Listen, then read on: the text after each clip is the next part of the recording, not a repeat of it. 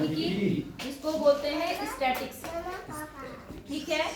और इसमें आज जो हमें पढ़ना है वो है माध्य। क्या पढ़ना है? माध्य या औसत के बारे में आपको छोटी क्लासेस में भी पता चला था कि माध्य क्या होता है, बताया है मैंने। माध्य क्या होता है, क्या कोई बता सकता है मुझे? माध्य या औसत नहीं पता?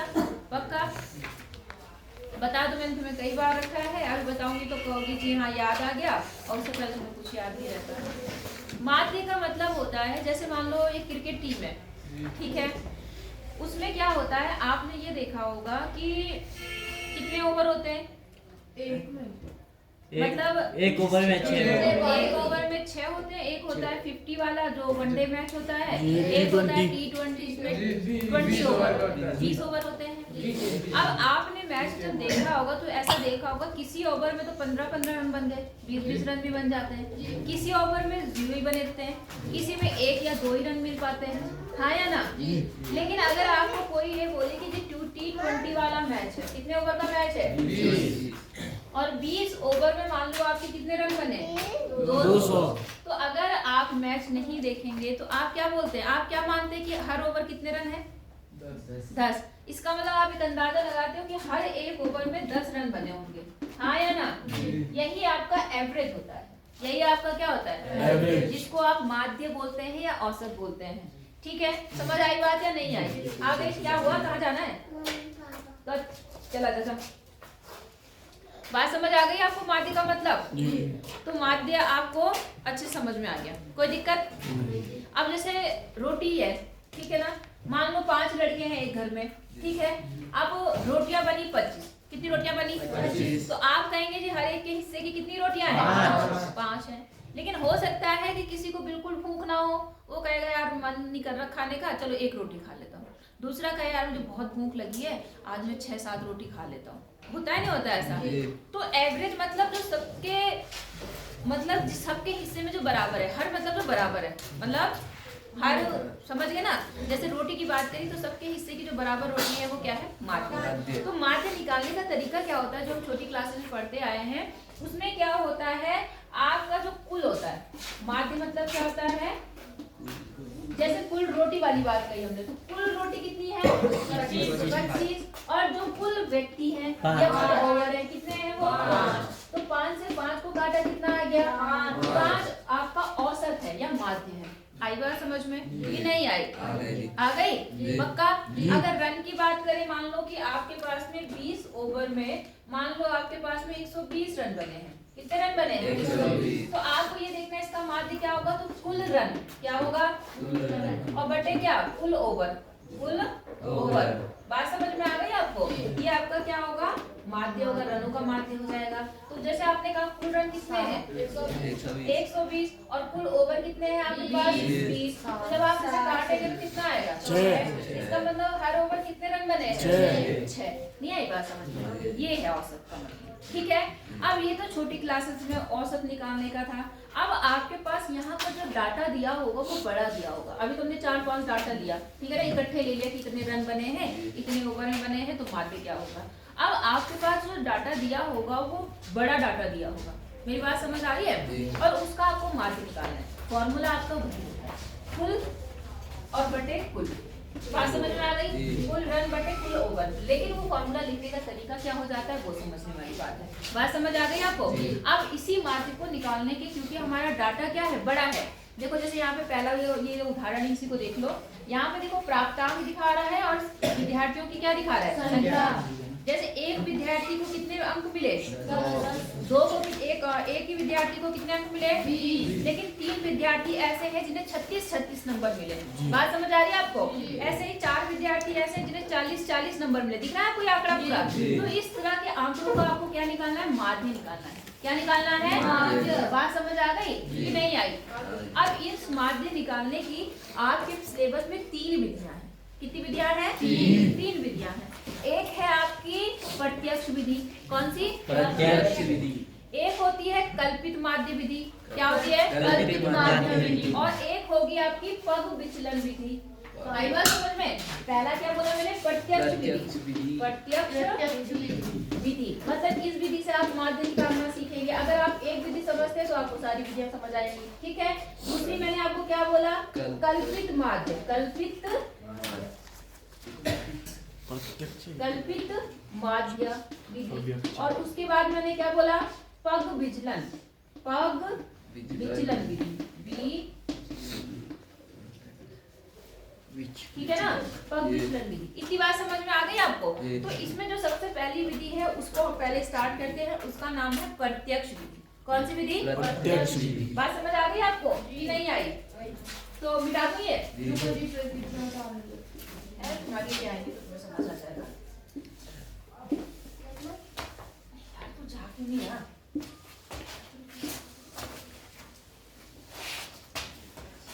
समझ आया नहीं आया? माध्य समझ आया पहले आपको? जी। अच्छा ये बेटा इसको उधर ले जाना है, सर के पास छोड़ देना।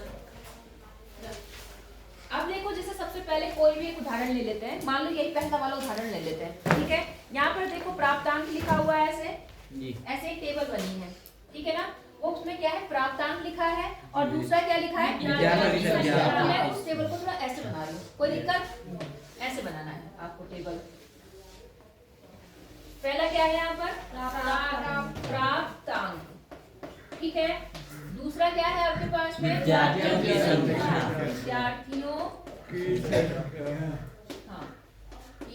संख्या। तो आप क्या काम करेंगे? इसको मानेंगे x, xi, क्या मानेंगे? xi, और इसको मानेंगे fi, क्या मानेंगे? fi। बात समझ आ गई? इन्होंने दिया भी है, आप समझ रहे होंगे मैं क्या कहना चाह रही हूँ, समझ गए? अब आपको क्या करना है? एक कॉलम अपने आप ऐड करना है। कौन सी विधि के लिए? प्रत्यक्ष विधि। अब उस प्रत्यक्ष विधि में आपको क्या काम करना है? सिंपली टोटल करना है। टोटल मगर कैसे करना है ये समझो। पहले ये आंकड़े बताओ क्या क्या लिखे हुए हैं, फटाफट बताओ। 10 20 थोड़ी देर उसको रोक दो, टाइम लगेगा। हाँ क्या बोला हमने? एक टेबल हमने और बनानी है जिसमें हमने क्या लिखना है? fi xi, मतलब इन दोनों का गुणा लिखना है। इन दोनों का क्या करना है? गुणा। ये आई बात समझ में? अब गुणा करो, तो इन दोनों का गुणा कितना बना? 10 हो गया। बात समझ आ गई? यहाँ पर कितना बन गया? 20। हाँ 20 बना। 60 इसको 3 से गुणा करा 12, 12 और 9 और 1 10। समझ आया आपको? अच्छा इसके बाद 4 को 40 से करो, 4 चौक 16। मैम जी, हाँ 6 3 12 होता है, मतलब 18 होता है। अच्छा इतनी बार किसने कहा 12? अब मैंने बात ले लिया 12 का 8 से। ये वो नहीं, ठीक है अब आगे पास में 40 हो गया, 50 दिया 150 हो गया 150। अच्छा उसके बाद 56 को 2 से गुणा करा 10 और 1 11। ठीक है 60 को 4 से 24 हो गया। फिर 70 को 4 से 7 चौक 28 हो गया। फिर कितना हो गया यहाँ पर? 72 ही रह गया। 80 8 8 16 और 8 16 17 76 हो गया। 18 हो गया 76 होगा 27 हो गया। इसका 95 296 बनाए हुए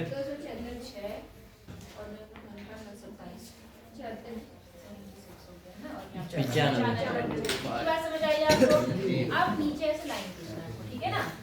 यहाँ निकालना है सिग्मा fi xi। अब ये सिग्मा का मतलब क्या होता है? ये सिग्मा देखो ऐसा बनता है, दिख रहा है आपको? ये सिग्मा का मतलब होता है जोड़। सिग्मा का मतलब क्या होता है? जोड़। सिग्मा का मतलब जोड़। आई बात समझ में? तो अब आपको ये सिग्मा fi xi निकालना है, इसका जोड़ निकालना है और सिग्मा निकालना है fi में। सिग्मा मतलब कुल विद्यार्थी हमें देखने हैं और कुल कितने रन बने हैं, कुल कितने अंक मिले हैं वो देखने। बात समझ आ गई आपको? तो थोड़ा बंद करो फिर हम टोटल कर लेते हैं। तो आपने निकाल लिया सिग्मा fi xi और प्लस कितना? Sigma fi। सिग्मा का मतलब जोड़। अब आपको निकालना है माध्य। क्या निकालना है? माध्य। तो सूत्र वही कुल, तो यहाँ पर भी कुल ही है, ये भी तो टोटल है और यहाँ पर भी टोटल है या नहीं है? तो सूत्र क्या बना इसके लिए? याद रखना सिग्मा fi xi बटे सिग्मा fi। समझ गए कि नहीं समझे? ये सूत्र कैसे आया, समझ आया आपको? सिग्मा मतलब जोड़ किसका, इन दोनों का जोड़, और सिग्मा मतलब FI का जोड़, जो भी डाटा दिया है। ठीक है, अब सीधे आप निकाल यहाँ पे मान रखो और आंसर निकाल दो। 1779 अपॉन कितना है वहाँ पर 30। अब 30 से इसको भाग कर देंगे, जो भी आएगा आपका क्या आ जाएगा, आंसर आ जाएगा 59.3। 3 से कट जाएगा ये है 59.3। ठीक है, 3 बचे 15, 2 3 27, 3 जन्म 3। अब देखो यहाँ पे 0 है तो 59.3 ये इसका माध्य, ये इसका क्या आ गया माध्य। बोलो समझ आया नहीं आया? कौन सी विधि है? प्रत्यक्ष विधि। कोई दिक्कत है आपको इस प्रत्यक्ष विधि में? पक्का बताना। अच्छा, एक तरह के सवाल तो ये। अब एक तरह के सवाल वो आएंगे, जैसे अभी तक आपने देखा जो प्राप्तांक दिए वो केवल एक सिंपल नंबर में दिए। अब आपको वर्ग अंतराल की फॉर्म में देंगे। किसके फॉर्म में देंगे? वर्ग अंतराल। बात समझ आई? वर्ग अंतराल का मतलब कि 0 से 10 तक के नंबर वाले कितने विद्यार्थी हैं, 10 नंबर से 20 नंबर वाले कितने विद्यार्थी हैं, 20 से 30 वाले कितने विद्यार्थी हैं। बात समझ आई आपको कि नहीं आई? अगर डाटा इस तरह से वर्ग अंतराल के फॉर्म में दिया तो उसमें एक छोटा सा काम और करना पड़ता है, बस बाकी सारा काम वही करना पड़ता है। बात समझ आ गई आपको? उसके लिए क्या काम करना पड़ता है, आपको उस वर्ग अंतराल का माध्य निकालना पड़ता है। बात समझ रहे हो? जैसे छोटी सी बात समझो, जैसे यहाँ पे 0 है और यहाँ क्या है 10, तो इन दोनों के बीचों बीच क्या आएगा? इनके बीच 10। 0 प्लस 10 कितना बना? 10 और बटे 2 कितना बन गया? 5। तो 5 आ जाएगा। 10 से अगर 20 का अंतराल है तो क्या आएगा यहाँ पर? 10 और 20 जोड़ के कितना बना? 30। 30 का आधा कितना बना? 15 बनेगा। फिर उसके बाद 20 से अगर 30 है तो 50 और 50 का आधा 25। तो आपको ये चीज निकालनी पड़ती है, तब वो आपका XI बनता है। बात समझ आ गई आपको? नहीं आई? XI इसमें डायरेक्ट दिया हुआ है, वहाँ पे वर्ग अंतराल वाले में पहले आपको ये काम करके तब ये XI मिलेगा। नहीं समझे? एक आध सवाल करके बताओ। उतारना है कुछ? चले आगे, चले चलो फिर जैसे हम सीधे एक्सरसाइज से ही ले लेते एक सवाल। देखो पहला सवाल देखो 13.1 का दिख रहा है आपको। विद्यार्थियों के एक समूह द्वारा अपने पर्यावरण संचेतना अभियान के अंतर्गत एक सर्वेक्षण किया गया, जिसमें उन्होंने एक मोहल्ले के 20 घरों में लगे पौधों से संबंधित निम्नलिखित आंकड़े एकत्रित किए। ठीक है, प्रति घर माध्य पौधों की संख्या आपको निकालना है। ठीक है, मतलब देखो यहाँ पर पौधों की संख्या दे रखी। ऐसा घर जिसमें 0 से 2 पौधे हैं, मतलब 2 पौधे तक हैं, ऐसे कितने घर हैं? एक। ऐसे घर जिसमें 2 से 4 पौधे हैं, ऐसे 2 घर मिले उन्हें। ऐसे ही 4 से 6 घर वाले कितने पौधे मिले आपको? एक। पूरा डाटा आपके सामने दिख रहा है आपको? तो हम पहले डाटा लिख लेते हैं। ठीक है, यहाँ पर डाटा लिखो, पहले यहाँ पर लिखो पौधों की संख्या।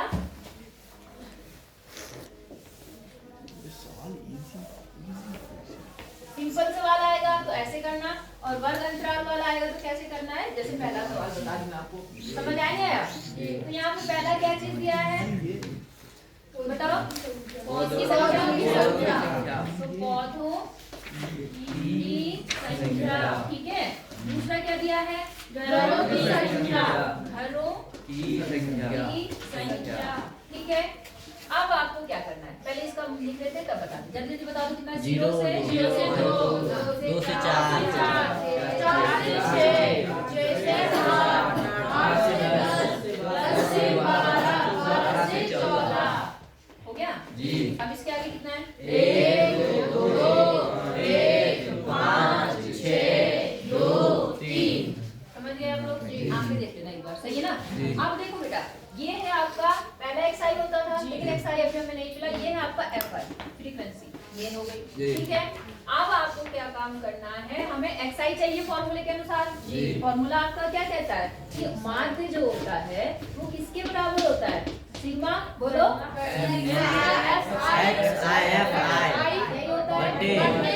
Sigma FI। समझ गए ना? फ्रीक्वेंसी और बटे सिग्मा XI FI जो ऊपर है ना?